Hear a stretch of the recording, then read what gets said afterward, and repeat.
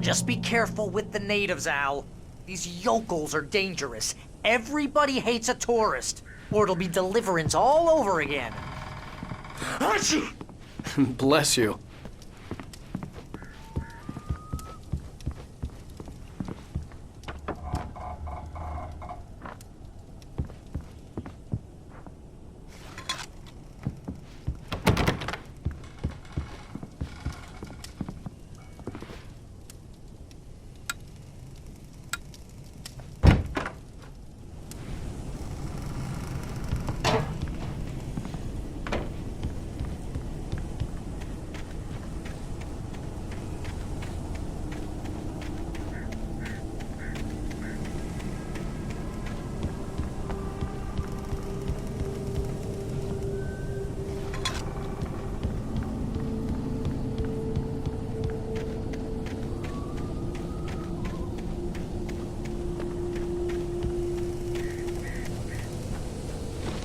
I'll wait here, Al. I'll hold down the fort. I'll be with you in spirit every step of the way, Al. Walk through the door now.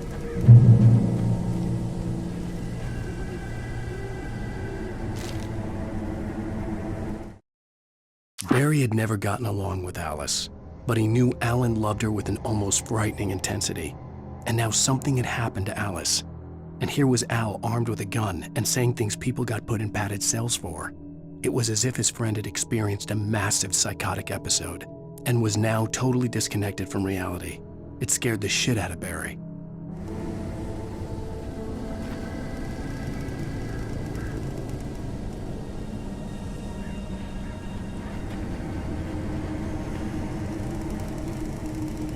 Barry had the keys to the car he rented. It wasn't a long walk to the visitor center, and it wouldn't be any use to me in the forest.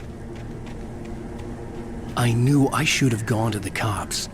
This wasn't the smartest thing I'd ever done, but I was still angry with Barry for trying to talk me out of it. These people had called me right in the sheriff's station.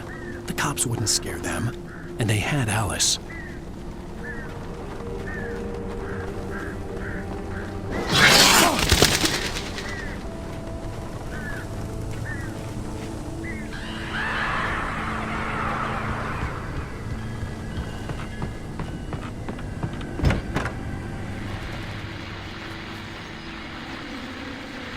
Welcome back to the show, folks. As promised, our very own Dr. Nelson has just parked his rear end in the studio. Doc, what's your Deerfest plan like? My plan? You make it sound a lot more organized than I ever seem to manage. Oh, yeah. No plan, really, just taking the atmosphere. I'm getting a little too rickety to do much more than that, you know. Oh, tell me about it. No sack race for us older gentlemen, huh? Yes, exactly, Pat. But I'm going to check out the parade, of course. And I'll be one of the pie contest judges, too. Well, that takes a different kind of constitution. Oh, yeah, it's my kind of exercise. Now, Doc, seriously, you're in pretty good shape, though. You're the outdoors type. I know for a fact you're an avid fisherman. That's right. Matter of fact, just caught a heck of a largemouth bass early this morning. But you're not taking part in the fishing contest? No, not this year. See, Pat, I'm just not that competitive anymore. Now I just like to take my time and enjoy the peace of it. It's no fun if I need to worry about what I'm catching, you know? Well, considering your track record, the participants are probably pretty happy you feel that way. Well, Pat, that's kind of you to say.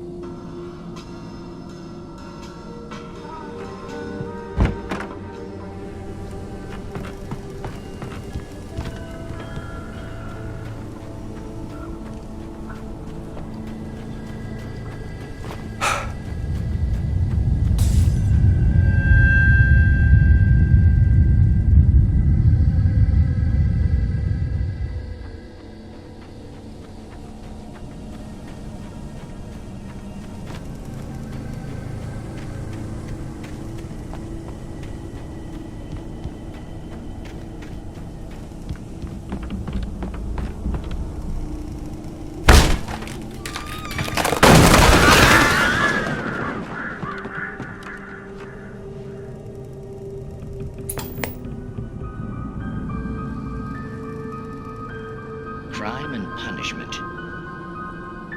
The cancer and cure of civilization. But some crimes are impossible to punish, especially in Night Springs.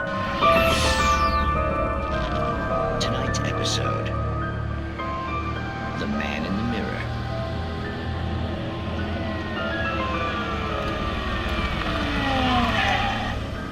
He's inside, Agent. He's a weird one. So, you're confessing to killing that guy, huh? Why? Had it coming? Yeah, but why would you do that? I mean, you're a nice guy. Normal.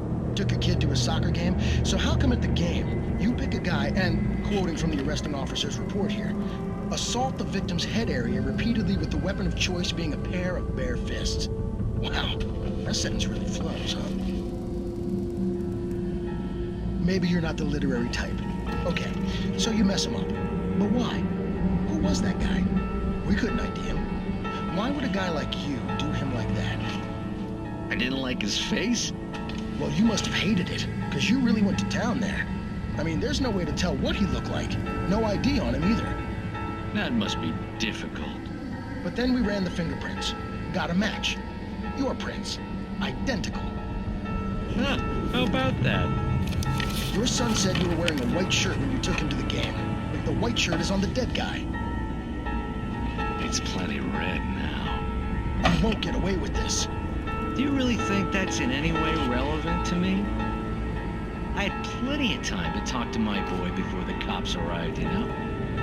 He won't stop screaming, am I right? You think he's ever gonna be okay? I left my mark. Believe me. You bastard. What? You gonna shoot me? What's the point? I'm going to prison.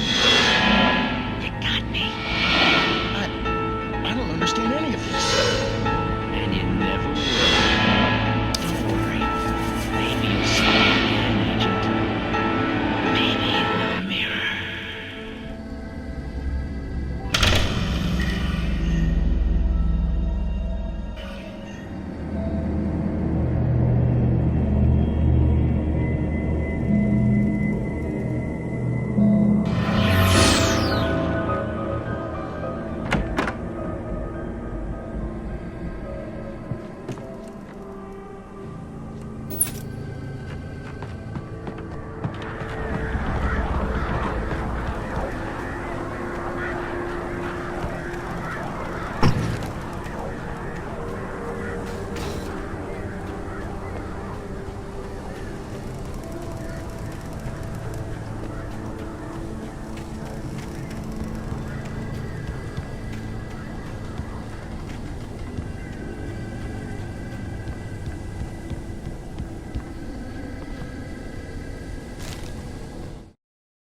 Rose knew that Rusty was in love with her, and she liked him too.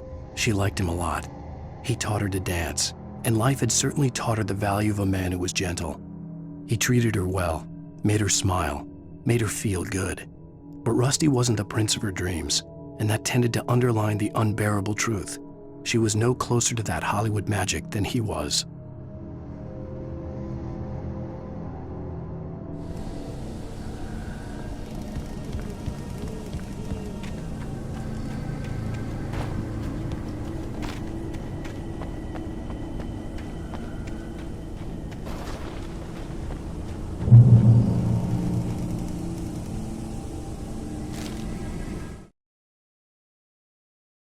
The air in the visitor center was heavy with an awful smell, as if some rotten drowned thing had crawled up from its grave.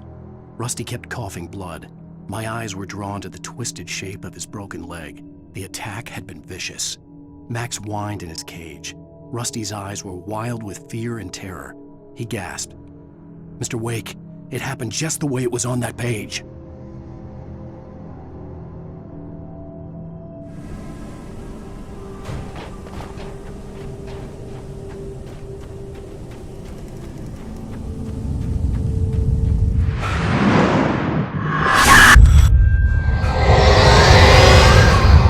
Vision left me weak.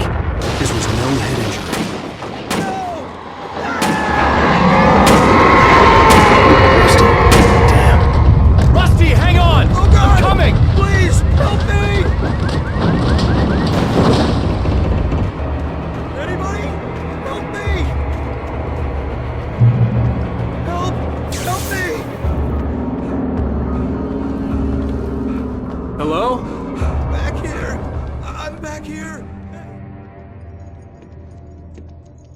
Mr. Wake?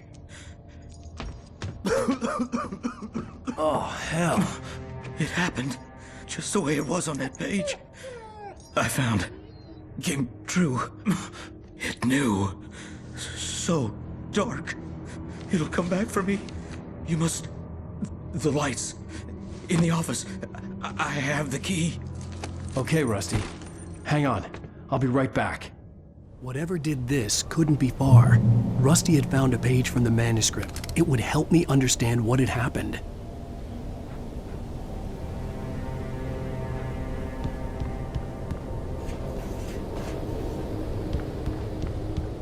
Shh. Good boy.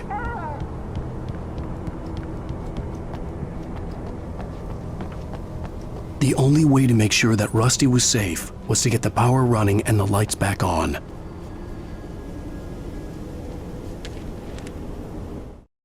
The visitor center was sturdy, but the impact turned the front of the building into splinters. Rusty was thrown across the lobby like a rag doll and hit the far wall hard.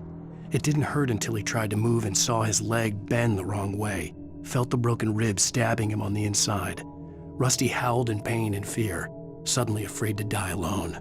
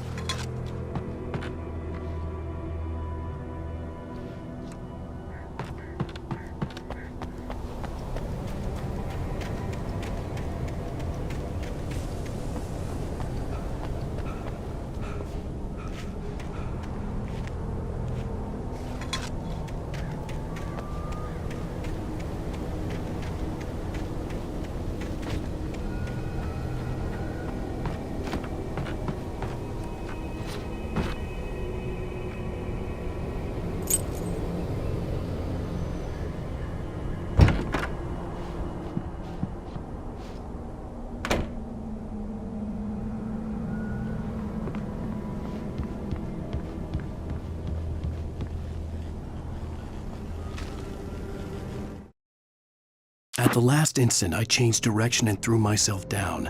The axe splintered the trunk of a tree. I stumbled into the pool of bright light. My lungs burned. I was too exhausted to move. I tensed as I waited for the killing blow, but it never came. I raised my head. Nothing moved in the darkness beyond. For the moment, bathed in the cold light, I was safe.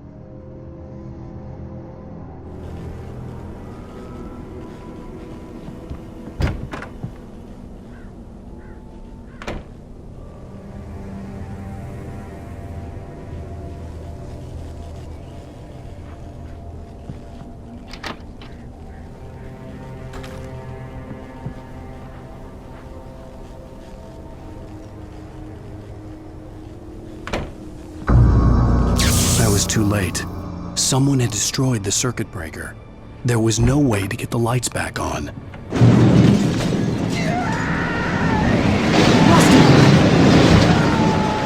Rusty!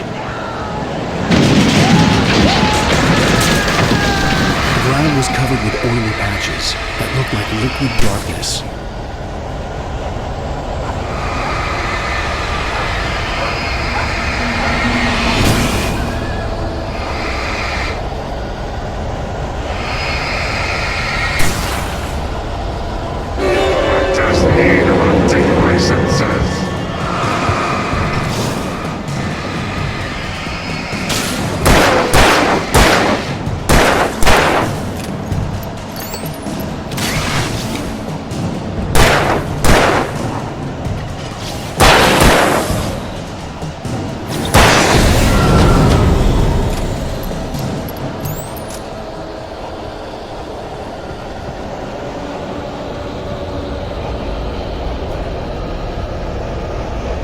Something had torn a mammoth-sized hole in the wall.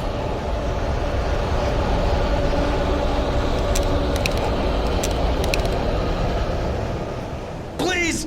Don't feed the animals!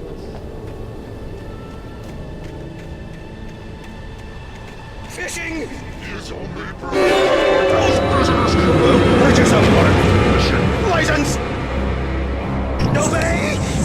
No more creatures in stock! At all!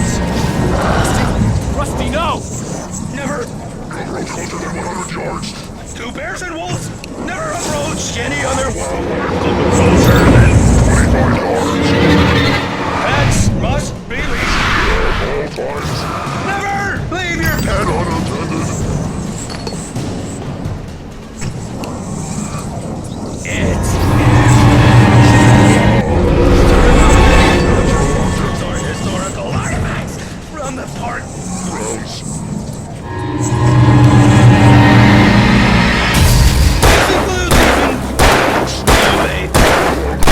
Or even simple berries!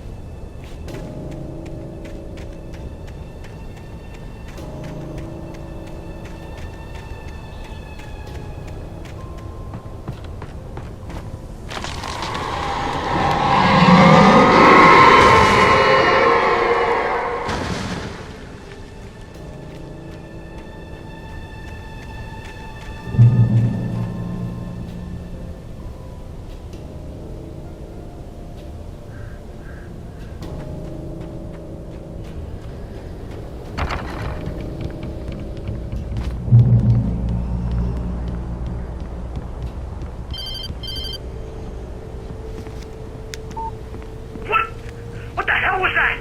I saw from the window. I saw something. Forget about it, Barry. It's just me going crazy. Oh, jeez. Oh, jeez. You're not crazy. I wish you were crazy, but you're not crazy. Al, be careful. Stay in the cabin. Don't open the door for anyone. I mean it.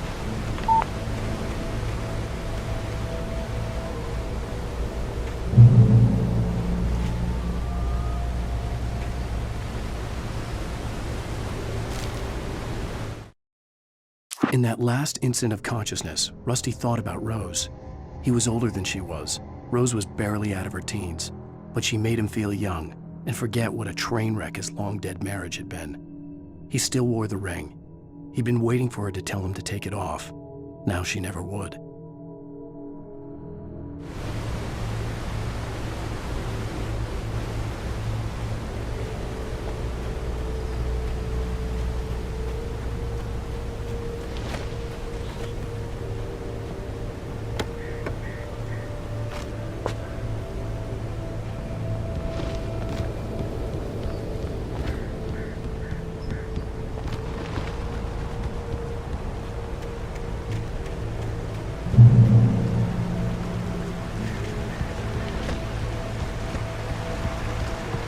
Lover's Peak was at the far end of the nature trail.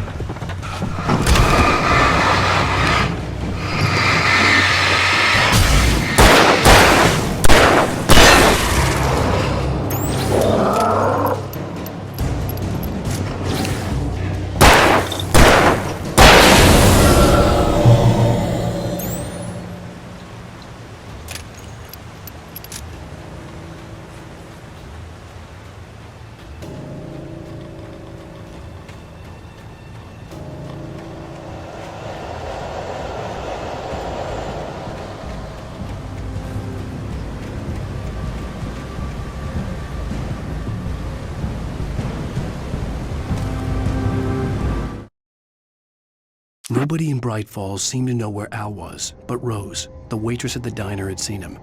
From what Barry could tell, Al pretty much fell off the face of the earth when he left the diner. Rose was just the kind of fan that Al hated, but she really tried to help. She was smart too, knew a lot about what was going on in the town, knew a lot about Al, even knew who Barry was. Barry liked her. That was no big surprise. When it came to women, Barry and Al rarely saw eye to eye.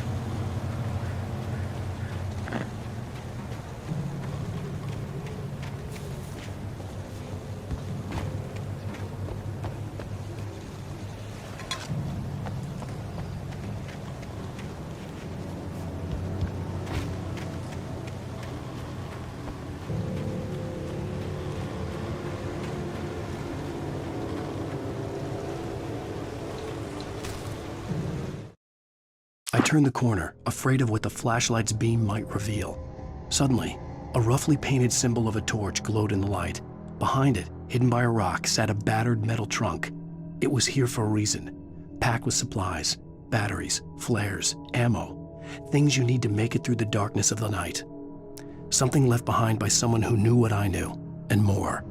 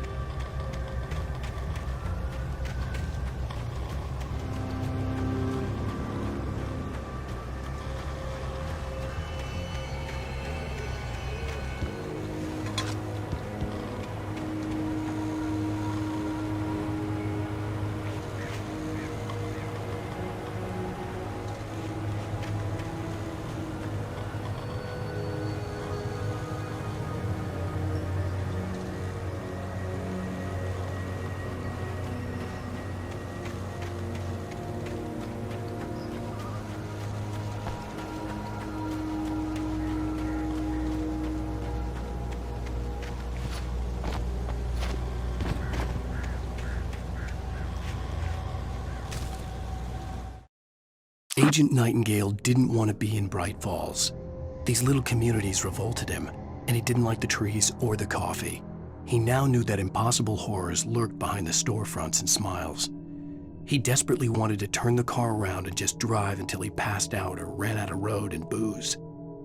But he had a job to do. He had a rider to catch, at any cost.